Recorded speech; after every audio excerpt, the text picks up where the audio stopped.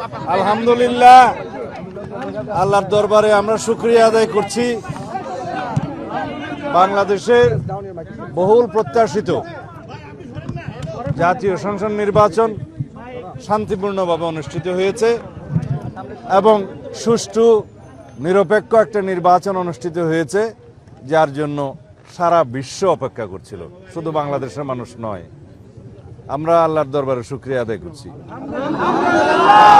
এদেশের জনগণের প্রতি শুকরিয়া আদায় করছি, তাদেরকে অসংখ্য ধন্যবাদ প্রদান করছি। তারা ধৈর্য ধরে এই ত্রয়োদশ জাতীয় সংসদ নির্বাচনে অংশগ্রহণ করেছেন এবং ভোট প্রয়োগের পর ভোট পাহারা দিয়েছেন। এই বিজয় আমাদের প্রত্যাশিত ছিল।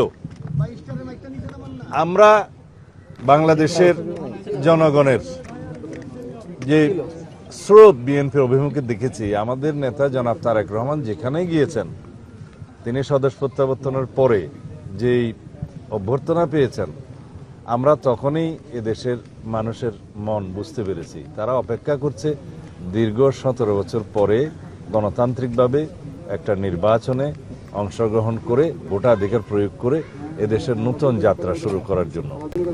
বাংলাদেশের গণতন্ত্রের, শক্তিশালী গণতন্ত্রের ভিত্তি রচনা শুরু হয়েছে। গণতান্ত্রিক যাত্রা অব্যাহত থাকবে ইনশাআল্লাহ। এদেশের সকল রাষ্ট্র কাঠামোর গণতান্ত্রিক সংস্কার এবং সংবিধানের কাঙ্ক্ষিত গণতান্ত্রিক সংস্কার করা হবে, যেটা আমাদের 31 দফার উদ্দেশ্য ছিল, লক্ষ্য ছিল, এবং তার ভিত্তিতে আমরা আমাদের ইশতেহার প্রণয়ন করেছি।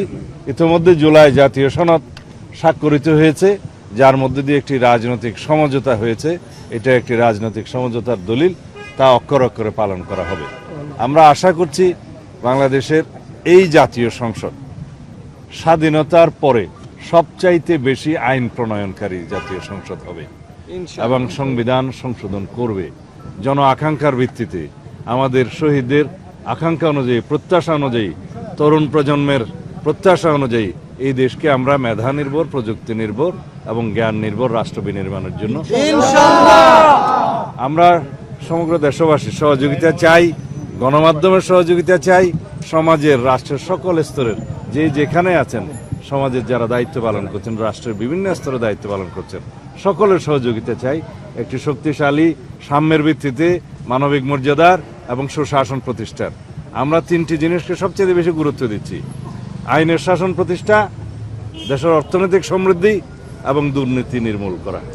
আমরা আশা করছি আজকে বিকেলের মধ্যে নির্বাচন কমিশন আনুষ্ঠানিকভাবে গেজেট নোটিফিকেশনের মাধ্যমে ফলাফল ঘোষণা করবেন এবং তারপর থেকে ক্ষণগণনা শুরু হবে সংসদ সদস্যদের শপথ নেয়ার বিষয়টি।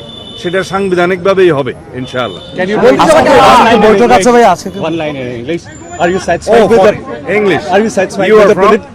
I work for AFP. Are you satisfied with the political process, because one of the major parties was out of the contest? How satisfied are you with the political process? Of course, the people of the country, they knows this is very much inclusive election, and if you like to mention the exclusion of Awami League and etc., people have rejected through the mass uprising in last August 2024, and they are being prosecuted, and also the investigation is going on as against the political party Awami League. This is on process, under process.